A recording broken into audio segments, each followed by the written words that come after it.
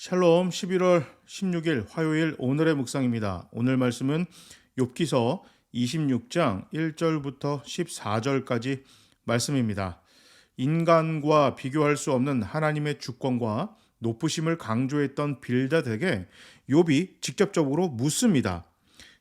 그렇다면 너는 힘없는 자와 기력 없는 자를 얼마나 도왔느냐? 그러한 자를 얼마나 구원했는가?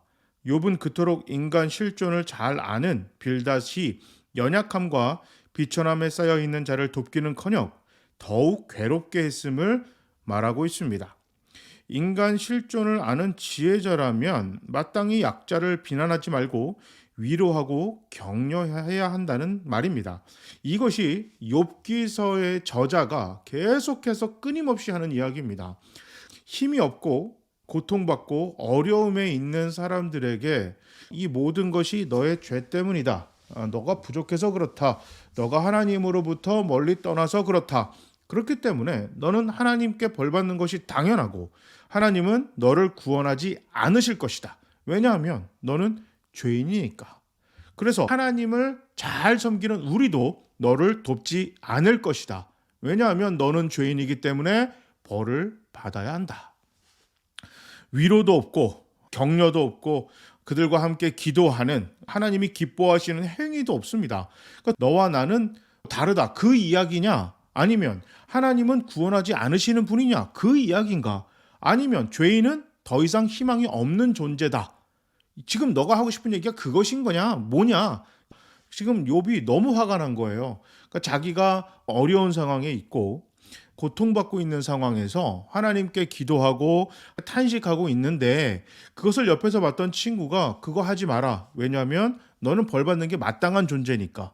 그리고 너 아무리 그렇게 해봐야 하나님 응답 안 하실 거야. 하나님은 의인에게만 응답하셔.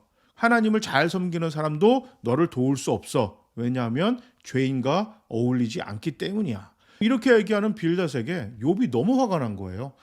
당시에 얼마나 많은 힘 있는 자들이 또 얼마나 많이 또 믿음이 좋다고 평가받는 사람들이 주변 사람들의 어려움과 연약함을 무시하고 외면했는지 그 시대상을 잘 드러내고 있습니다.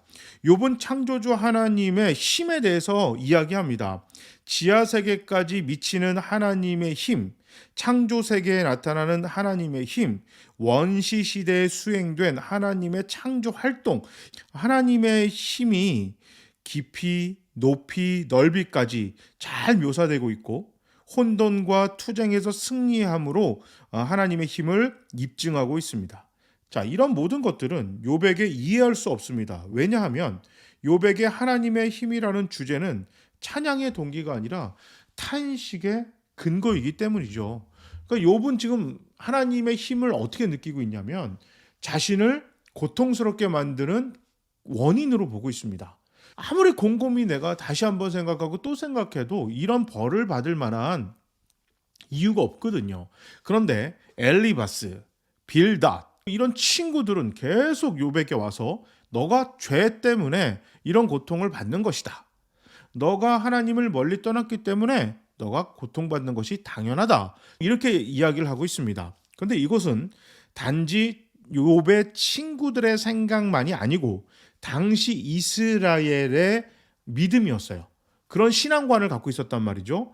굉장히 오랫동안 이스라엘을 지배해 왔었습니다.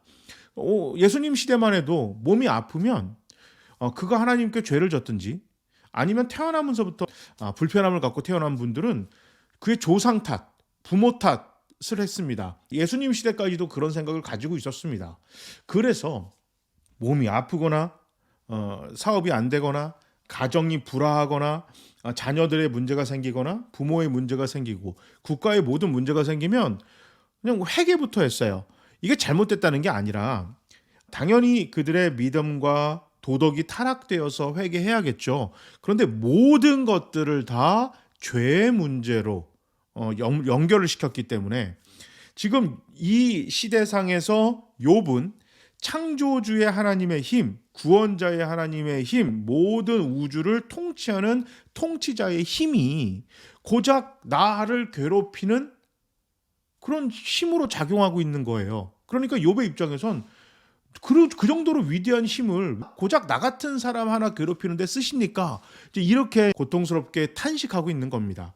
근데 이것이 이거 봐라, 욥이 믿음이 없구나, 욥이 잘못됐구나, 이렇게 바라볼 게 아니라, 그런 잘못된 사고 방식에서는 어려움에 있는 사람들은 하나님의 힘은 단지 두려움의 대상밖에 되지 못한다. 욥기서 저자가 그 이야기를 하는 것입니다.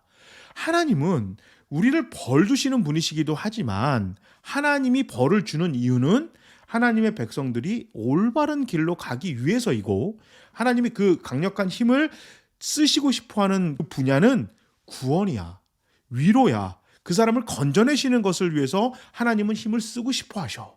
그것을 너가 믿고 고통과 어려움에 있을 때, 심지어 너가 큰 죄를 졌더라도 하나님께 회개하고 하나님을 붙들면 하나님이 그 어려움에서 너를 건지실 분이시다. 이 믿음을 가지고 기도하고 하나님을 붙들어야 하고, 어렵고 힘들고 좌절한 사람들에게 가서 위로하고 격려하고, 그래도 계속해서 하나님 붙들 수 있도록 함께 기도해주고 도와야 하는데, 너의 죄 때문에 벌 받는 거야, 이건 당연해. 하나님은 죄인들 도와주시지 않으실 거야.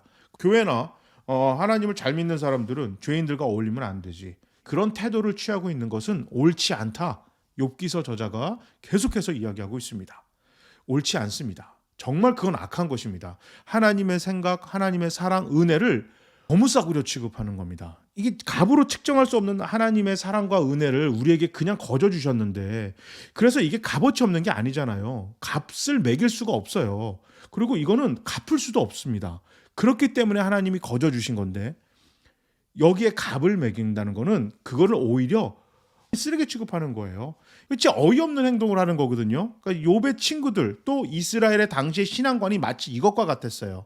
너무 값을 매길 수 없이 위대해서 하나님이 값 없이 그냥 주시는 사랑과 은혜를 내 기준에 맞춰서 값을 매겨버려요. 구원에, 이건 말도 안 되는 건데, 욥의 친구들이 그런 짓을 하고 있고 당시 이스라엘이 그런 시대상이었다.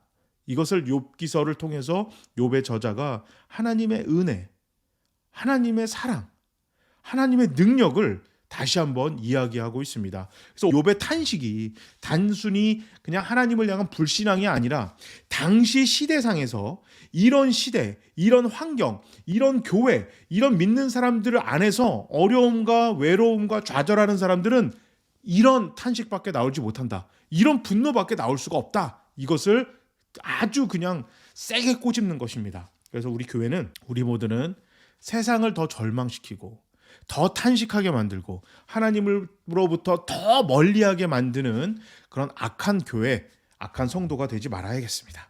제가 한번 기도하겠습니다. 사랑의 하나님, 창조주께서 행하시는 일을 우리가 어떻게 다 이해하겠습니까?